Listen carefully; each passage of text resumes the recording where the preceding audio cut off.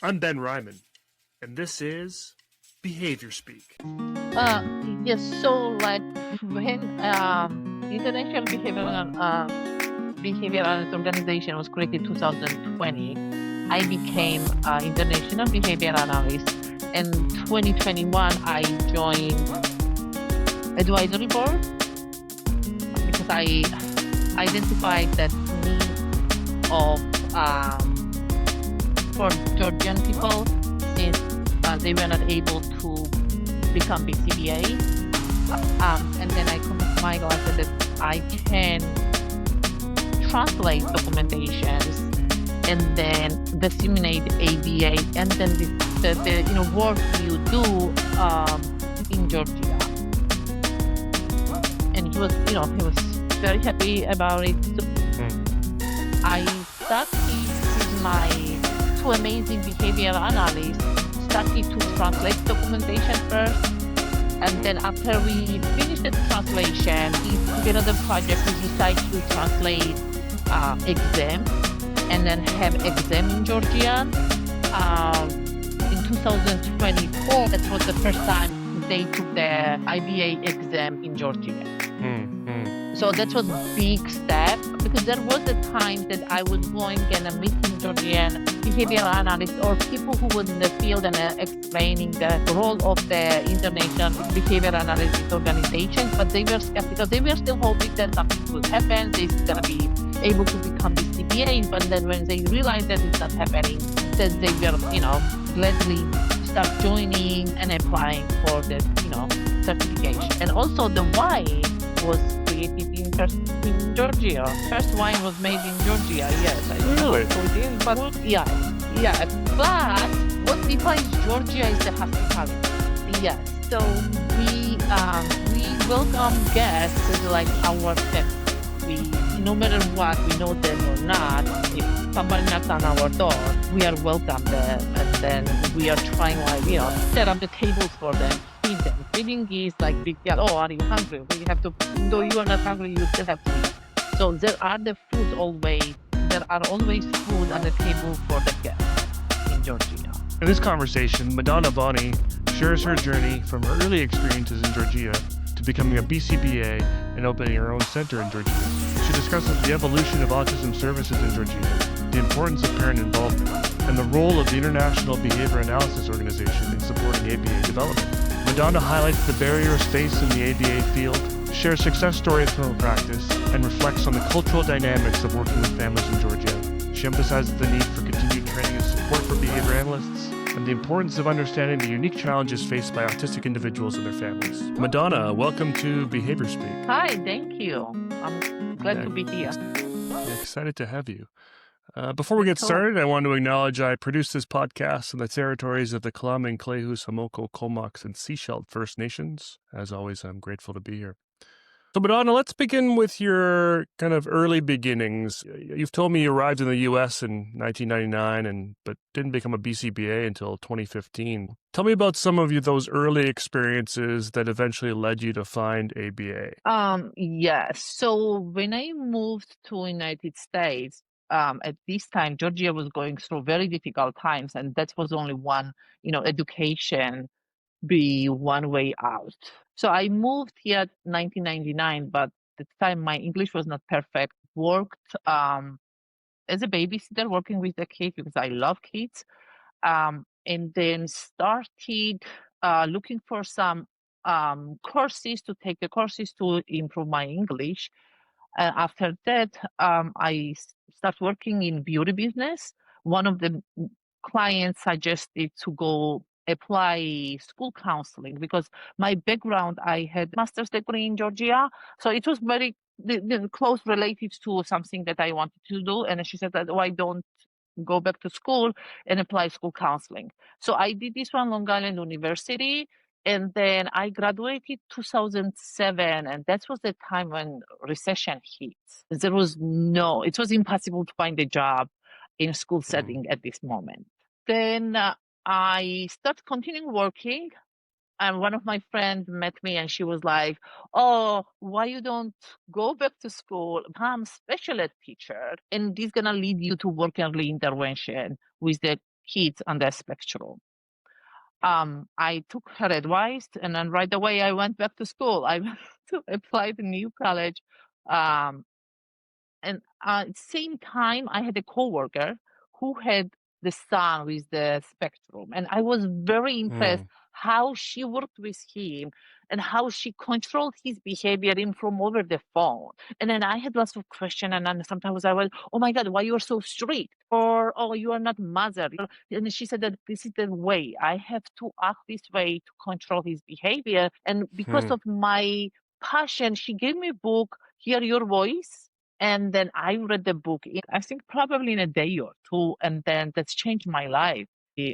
Start knowing the ABA, a little bit about the ABA, and then I started falling in love science of behavior. In 2008, I graduated teaching program, the master's in special ed. In New York, there is the program, early intervention program up to 3 years old. And then I started working in that program. From the beginning, I was like, oh my God, I have to go everybody's home. I have to teach the kids. And then mostly I was assigned in the low-income families. And I was little, I would say afraid because it was the Bronx side of the New York. But then in 3 months, when I see the progress, when I see the kids allowing me to go. Do you have a certification with the International Behavior Analysis Organization, the Qualified Applied Behavior Analysis Credentialing Board, the Behavior Analyst Certification Board, or are certified through your region's Behavior Analyst Credentialing Board? You can earn continuing education units for this episode by going to www.behaviorspeak.com and clicking on CEUs. The third secret word is generation. Going VR and then playing. I said, oh my God, I have to stay in this field. At this time, program director, he was like, if you like this field and you start seeing the progress and you want to continue, why you don't become BCBA? And I was like, okay, BCBA. What is BCBA? I didn't want to ask him. So I came home repeating BCBA, BCBA. I looked it up. And then in the same week, I enrolled in FIT, sequence course. And then that's how I started in the field. I graduated, I graduated 2018 and by 2012, I was working as a behavior analyst in early intervention. And then I became BCBA 2015. Okay. Yeah, that's amazing. how it started. Yes. And so, was there something early on in ABA that sort of made it feel like the right path? What was it? What was it about ABA that really made you think this is what I want to do? The progress I was making with the kids, the principles I was using, reinforcement. I even remember I was going through the classes, the sequence classes, and then learning about the token boards. So every class, whatever I was reading, I would go to the child and apply. I had little notes, and then F1 schedule, F2 schedule, do this. So I was following step by step, and then seeing the progress, and then seeing the how strong was this reinforcement schedule for the child and the child's progress. I was like, that's it. That's what I want to do rest of my life. I know it's very difficult, challenging profession, but I still love every second of it. Still, since it's been like already 15 years almost, but I never get tired of it. That's awesome. Yeah. You spent a lot of years practicing ABA in New York before you decided to open a center in Georgia. What were some of your early clinical experiences like in New York? So after becoming BCBA, I start besides early intervention, I start working in the insurance-based and the different agencies. So right. I got more knowledge and an understanding how to apply ABA, not only under 3 years, different age group. And at this time, through my friends, I was introduced one of the mother in Georgia who had I think at this time the child was 7-8 years old. And after we talked about the child's development and then services, she made connection between me and then center in Georgia. I was invited to train the therapist there.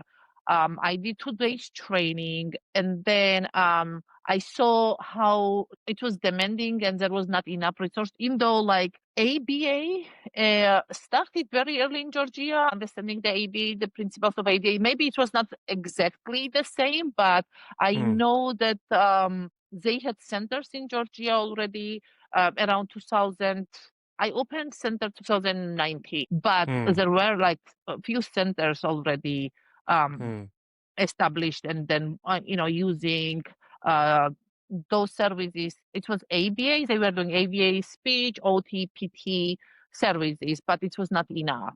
And then when I saw this demand, decided to open center. And this mother she's my partner at this time. I opened centers 2019, and then since then we are making progress. We are helping the families. We are helping the parents. Give them lots of resources.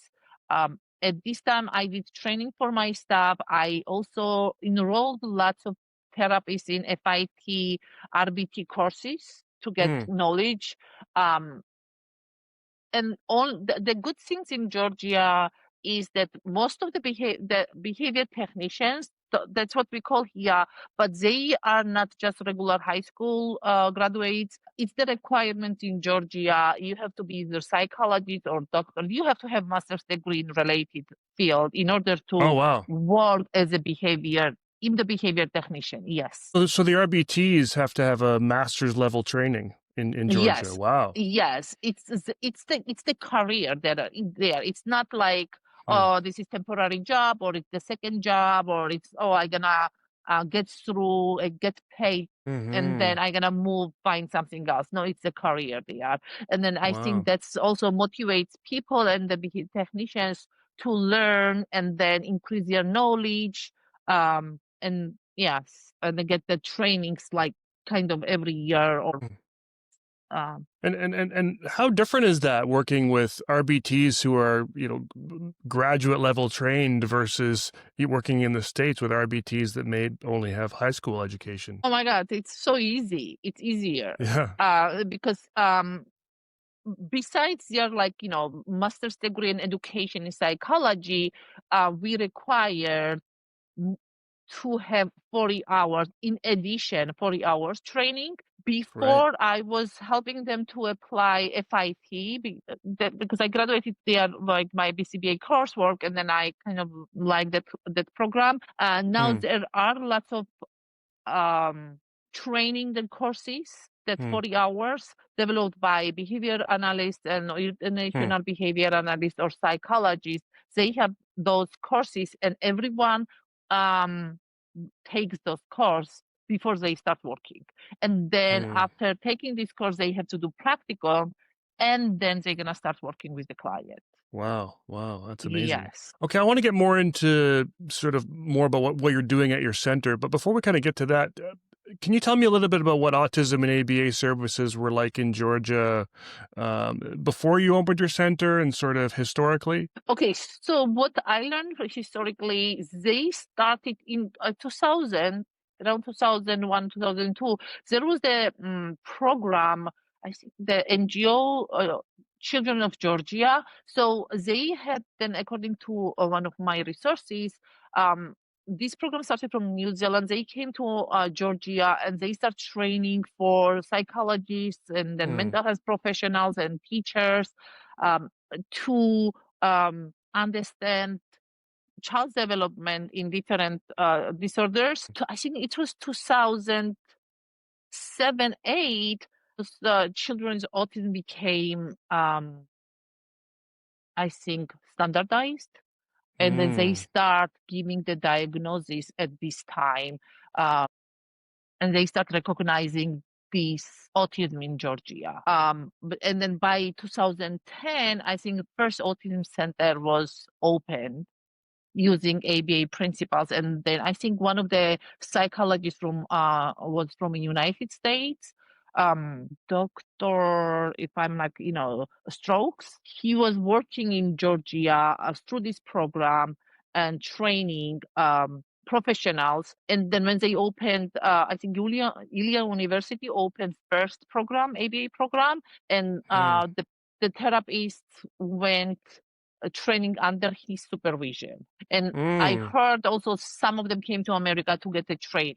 And besides that, at this time, one of the parents who traveled to America, he saw what services the American, I don't say the American kids, I don't want to say that one, but she get familiar of the ABA services, the services that children was receiving here.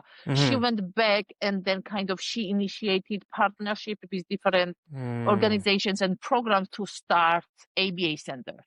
Okay. And so that were Dr. Stokes, maybe Trevor Stokes, maybe Yes. coming over. Yeah. Oh, wow. Amazing. And so 2007 isn't that long ago that people started getting diagnoses. But where would you say Georgia is at in terms of autism awareness and autism acceptance? How do people feel? People, they are very open-minded. Yes, they are very open-minded. The parents before, I remember like me growing up, there was no like diagnosis, and then definitely there were kids or individuals on the spectrum, but we didn't know what was that. I do remember I had a neighbor, he was not able to talk, express himself, but he was smart in different, he was smart in a mess, or he was smart and like, to recognizing different tasks, he was able to do it, but he was not, and we didn't know what was that. But now, especially like last 10, 15 years, there are lots of awareness. They celebrate all this, the Autism Awareness Month. Parents are not shy or ashamed to say that, they have kids with autism.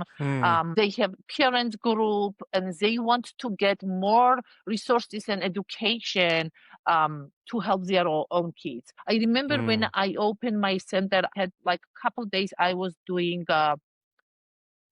consultations, and then the parents eager to know more, eager to be out there and not miss anything. I was very impressed. Wow. And yes, and then I remember when I came here, I was talking to my my friends who are BCBAs, and I was telling them that parents are more involved there. They take time, they go to, and then besides that, because of economical situation, they pay according to the Georgian, prices. It's still very expensive, and they pay out of pocket every single sessions, and they don't hesitate. They might not have money for their food, but they do for their kids and to have services. So in Georgia now, I think the government program started around 2010, 13, 15, in this time frame. So government started because of the parents. They started to pay for the services. And then I think there was only 40 kids involved and paying for it was only like 10 or 15 hours a month covered. But the budget started like increasing, then more kids got involved. Still it's like, very limited hours covered monthly, but it's better than nothing. But mostly those centers are based on the private pay. Gotcha. Yes. What did hiring look like initially, when you didn't have sort of trained ABA professionals? How did you find folks? So in my center, because I opened this one a little late, there was people already working the field. Like we do have a neurologist on the side, so she was working as a behavior therapist before. She was providing services, home services, and then when we announced opening, she applied, and she was also working with my partner's child before. So they had basic knowledge already. So mostly like my staff, they had previous experience working with the autistic children. So it was not hard to find because we were new. And then also like me being BCBA, being, on the side, lots of people express they are, how to say this one? They wanted to work for us. I see. And when you first opened, did you encounter any kind of cultural barriers or misunderstandings of ABA? It was a little bit, but because I'm Georgian and I know my culture and I know what it looks like, I was not like very shocked. Oh my God, that's not that.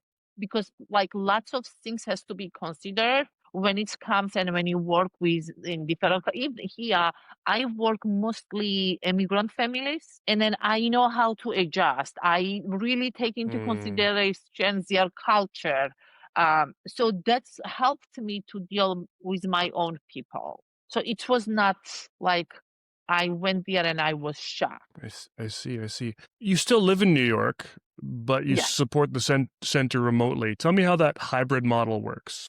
Yeah, sometimes there are the challenges, but I still I visit my center at least twice a year, if not more.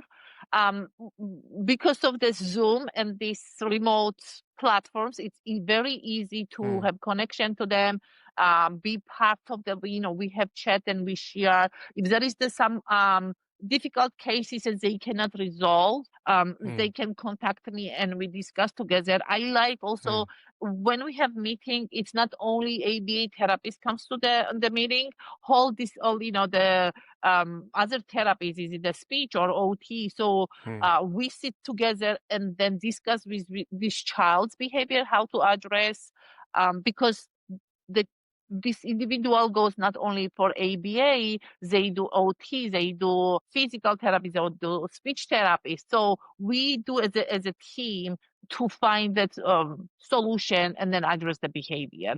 And then we implement same principles throughout the services, not only for during the ABA therapy.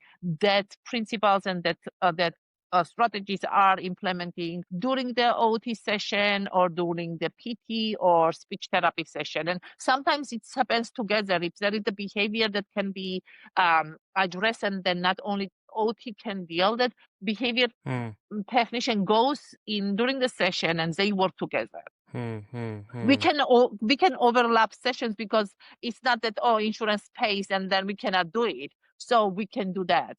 So sometimes like all the professionals are during the same time and then observing the child and then making decision based on And has that distance ever created sort of unexpected challenges or even advantages? Telling the truth, I never went deeply to see that like if there is any challenges or kind of making easier, but the only thing is sometimes when I am there and then I meet the parents, because the parents are waiting for the sessions to be over because it's only like 1 hour or two. So mostly we have waiting room and parents are there. So when I meet the parents, discuss with the parents, that sometimes I miss that part when I am here, and then mostly meetings are with my staff and then therapists or the supervisors,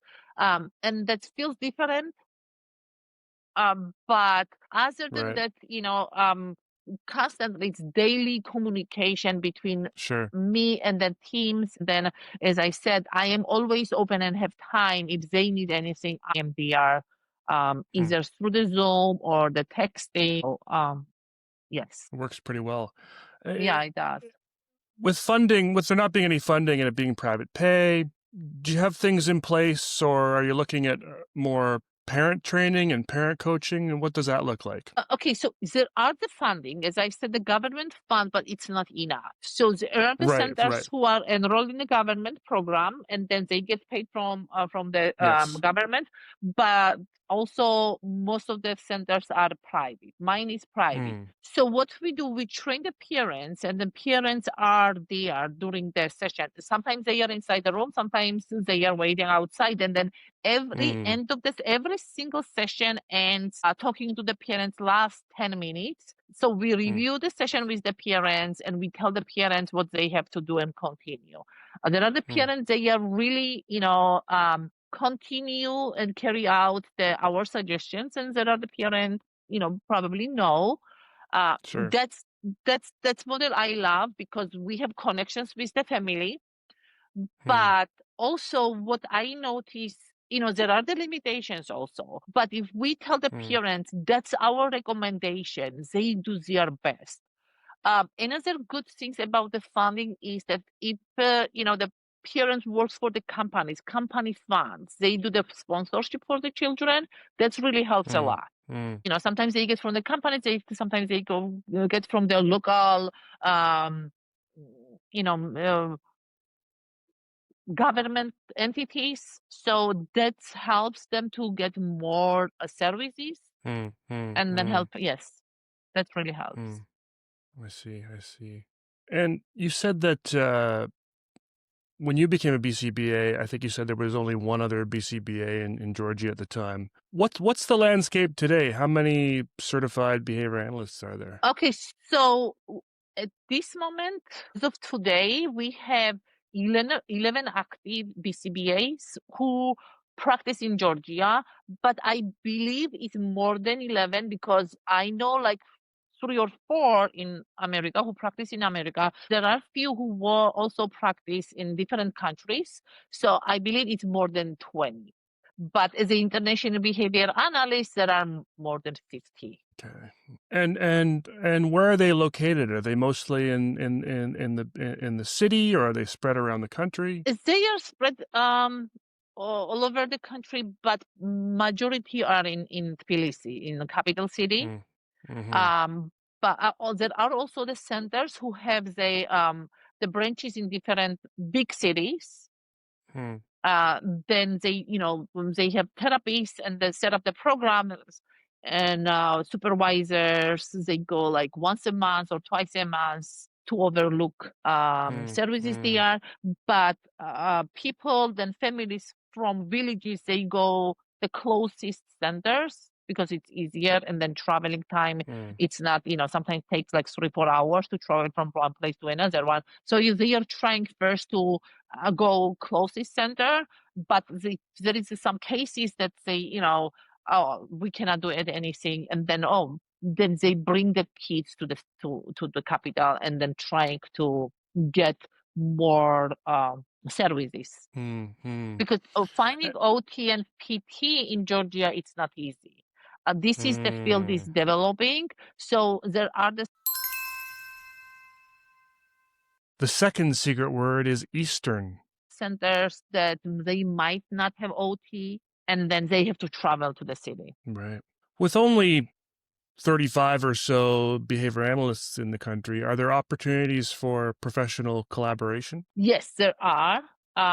Lots of psychologists, they have, I think, that also like knowledge in behavioral psychology. I know lots of them now, they are taking a sequence class to become international behavior analysts. And then I know lots of European universities, they do programs and scholarships in the research also in Georgia. So I'm not that much involved in it, but yes, there are. I kind of originally found you through your connection to the IBAO, the International Behavior Analysis Organization. Can you tell me a little bit about the role the IBAO plays in supporting ABA development in Georgia and some of the work you're doing there? Yes. So like when International Behavior Analysis Organization was created 2020, I became International Behavior Analyst. In 2021, I joined advisory board because I identified that needs of for Georgian people, since they were not able to become BCBAs. In 2019, I think 9 of them became BCBAs before it was closed down. But since then, it was, as you know, it was hard. And then I contacted Michael. I said that I can translate documentations and then disseminate ABA, and then the work you do in Georgia. And he was very happy about it.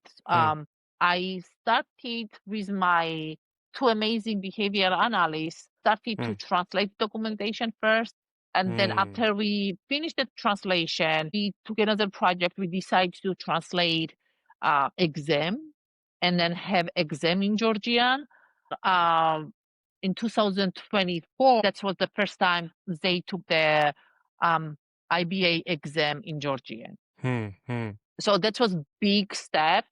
Because there was the times that I was going and meeting Georgian behavioral analysts or people who was in the field and explaining the role of the international behavior analysis organizations, but they were skeptical. They were still hoping that something would happen. They're still going to be able to become BCBAs, but then when they realized that it's not happening, that they were, gladly start joining and applying for that, certification. And so we've got an exam and study material in Georgian. What are the sort of routes for folks to get the training before they go into the supervision and mentorship? Are there coursework? Is there university programs? What's that look like? Okay, so what's before there was the program at the university. It's called University.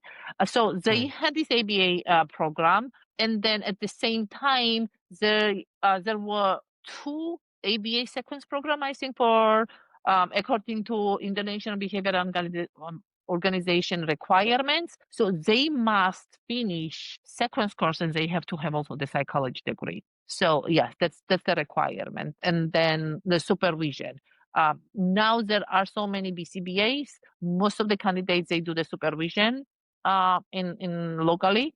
But I remember after my training at this center, two of the therapists enrolled FIT BCBA coursework. And because there was limited BCBAs, I agreed to be their supervisor. And that was great experience because they were very dedicated. And despite the time zones, despite that, they were very busy at the centers because, the demands, they still have time. They never missed any supervision sessions or discussions, or even, giving them articles they would read, no matter like how busy they were.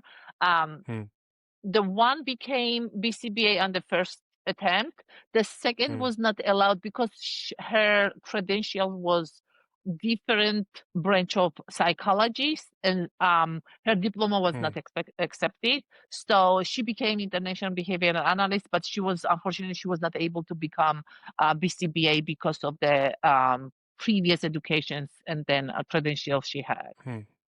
Yeah, and then now I think they are doing their own field work there, and then supervisors are also the locals. Right. Wow. Cool. What are maybe some of the biggest barriers that the ABA field is still facing in Georgia? Probably, despite the fact that we have a lot of BCBAs and then therapists and centers, I still not enough resources, even though they are trying to be open, especially now through the internet. And then I think increased number of the diagnosed children.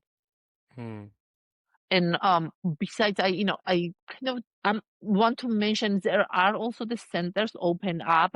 We don't know how trained people they have and therapists they have. Right. I remember that one of the reasons I started my center was that lots of people start approaching me and saying, "Oh, I deal with the autistic, I'll deal with the special need kids. I can open the center. I can, if America funds us." So they had this misconception that America would give them money. They open the center and they just, I don't know what they would do. So, and then I was like, oh, I think I need to step in and then start something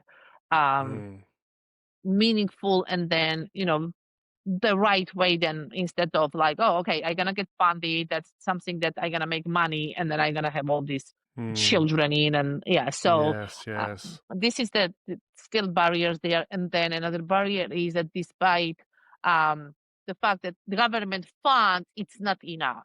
It's not enough. So like, first of all, a frequency of the hours is not enough, and then the rate they pay for each therapy, it's so low. It's very hard Mm, to hire someone, especially when they have a master's degree or psychology, tell them that, okay, I'll give you this amount of money and then you provide 1 hour service for these kids. That's mm, the challenge there. mm, Not mm. enough funding. Right, right. Yeah, that seems to be the problem across the globe when it comes Oh, to yes. ABA services. Tell me about what successes you are most proud of. Maybe individual client stories or broader system changes that you've seen since you started doing this. Oh, I don't know. Every little success makes me happy. Mm, I am very proud that I gave Georgian professionals the way to become behavior analysts. I give them, not only me, I really want to mention this amazing behavior analyst who helped me to translate and disseminate and be out there to have access to this, information and then exam in mm, Georgian. Most mm, most people, and especially new generations, they speak English, mm, but still there was the language barrier. Um, mm, so that's the one proudest things that uh, I did, and then I'm glad that I was the one who initiated that one. mm, But as an individual one, as I said, in little progress with my kids, that's really happy moments for me. yeah, yeah. Every I little win is a win. Yeah. Yes. I even like starting my own practice was encouragement from one of my families. I worked in early intervention, then how they believe in me and at ABA. They the parent told me, we're gonna wait for you. Go start your own, and we want to continue working with you. And that's what the feeding I don't want to say feeding therapy, but child was eating he was eating nuts Yes. and then goldfish Wow. last 3-4 years, and these items supposed to be bought in a special supermarket and special brand. And how I introduced the shaping and feeding strategies, and then parents support our protocols and say we are part of it, and then now Mm. child eats variety kind of food. That was the proudest moment. That was very Oh yeah. interesting. I never thought that it would happen. I Mm. read the articles, I've seen, but I never thought that it would happen to me and with me, and Wonderful. then me part of it. Yes. Yeah. Yeah. Oh, that's amazing to watch a child finally start to eat some healthier foods and Oh my God, it was so interesting that child would go all day. We started with little yogurt, size scoop of yogurt, and he mm. would go holding yogurt all day long, not swallowing up. But he realized if he throw up, it's like he would spit it out. It would be the consequences. So he was holding this one spoon all day long, walking around, and then how slowly he started, and now he's eating like most of the food. That's amazing. That's Yeah. amazing. Looking ahead, where do you see ABA and autism services in Georgia over the next decade? Um, Developing, extending, uh, lots of professionals, lots of trained people, because they opened CUs, they are CU providers. They have RBT courses, and then amazing professionals creating those courses and they train people. Also the sequence course for behavior analysts to become behavior analysts. So I know that that's gonna lead more trained and professional people in Georgia.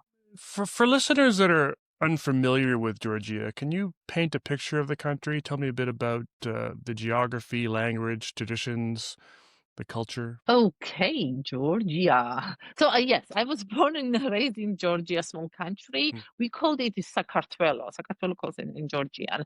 Hmm. So Georgia sits between Eastern Europe and Western Asia. And Hmm. then it's placed with or filled with mountains and then traditions and music and history. And also the Hmm. wine was created in first in Georgia. First Wow. wine was made in Georgia. Yes, I don't know how Really? true it is, but Wow. yeah, yes. But Hmm. what defines Georgia is the hospitality. Yes, so we welcome guests as like our family. We, no matter what, we know them or not. If somebody knocks on our door, we are welcome them, and then we are trying, like, set up the tables for them, feed them. Feeding is like big deal. Oh, are you hungry? We have to, even though you are not hungry, you still have to eat. So there are always food on the table for the guests in Georgia. Hmm. Um, and it's beautiful landscape. Hmm. Very old history, and then traditions. I don't know Hmm. about the politics. I cannot discuss about the politics because I'm not into the That's okay. politics in neither of the country. But yes, I think Georgia is known for tightly knit, multi-generational families. yeah. And so how does that shape autism intervention in terms of family involvement? I know that because generations live in the same household, all of them are involved. Mm.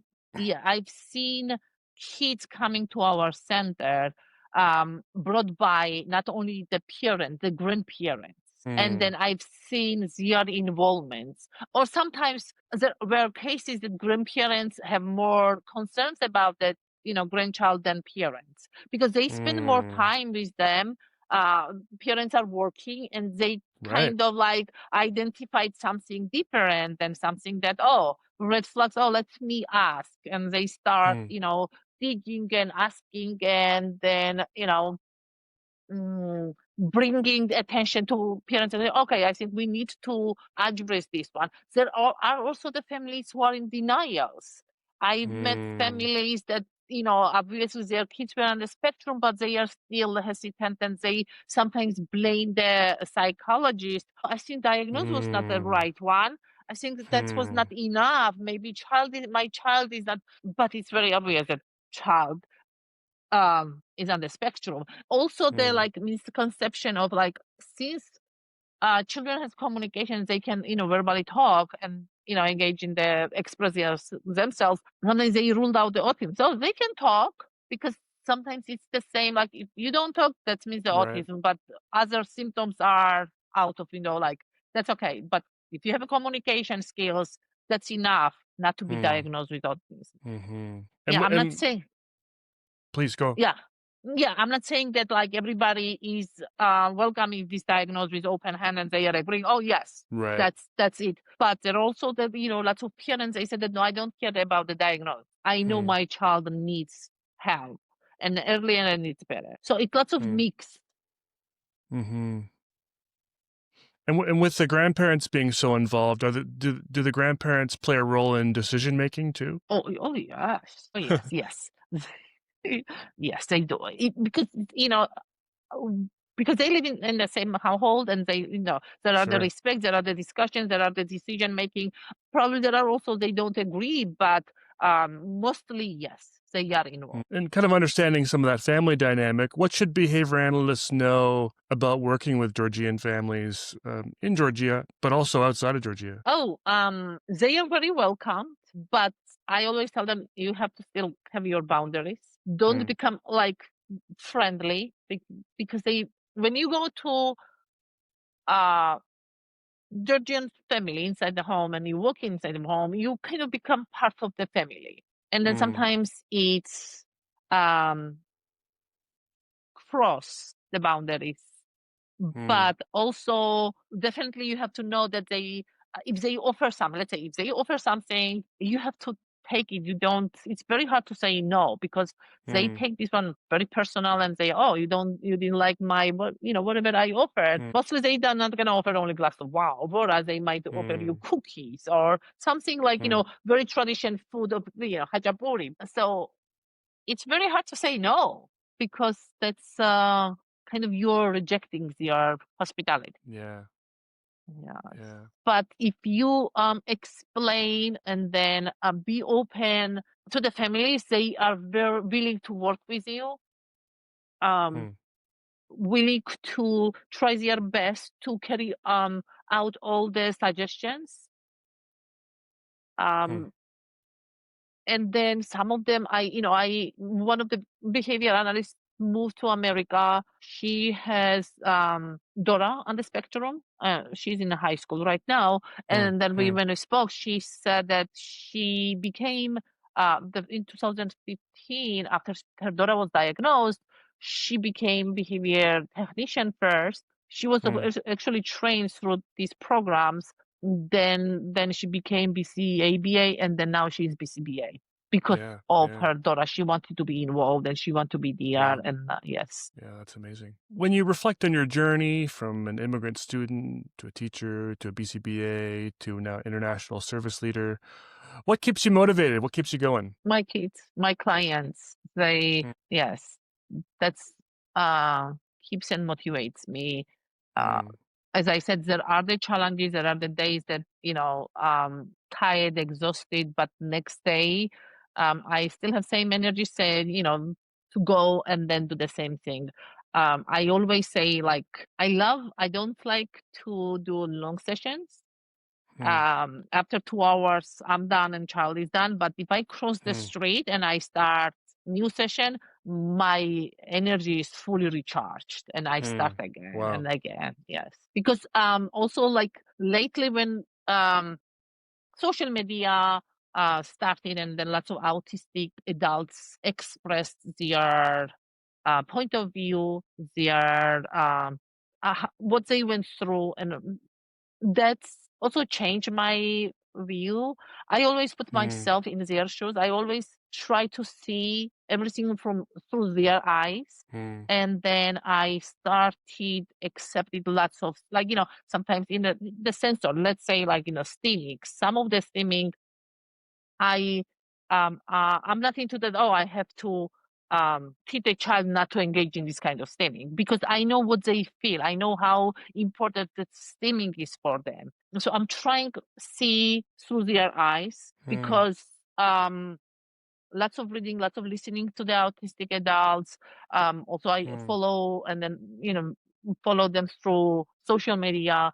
And then that's really changed my point of view also. And then I always treated them as just like regular individuals. But now I sometimes in small, not the babies, but age 3, 4, 5, I talk to them like they are my friends, they are adults. So I want them to be part of the society and be independent as much as they, can strive. With that in mind, what are services like for autistic adults in Georgia? Are there any, and what does that look like? No. Okay, unfortunately, not a lot. So one of these parents who started ABA, I think she had the idea. As far as I know, I don't want to be wrong. She created group homes, but it's probably very limited individuals.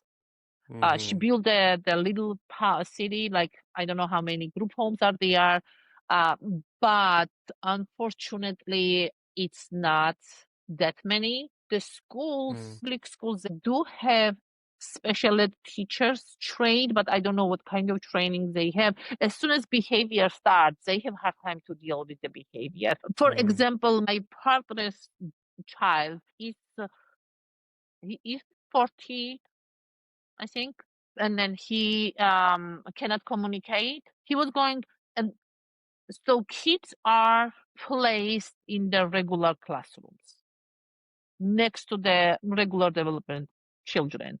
But eventually their levels start shifting when they are getting older, and teachers, they don't know how to deal with this autistic child. Special ed teachers, they call.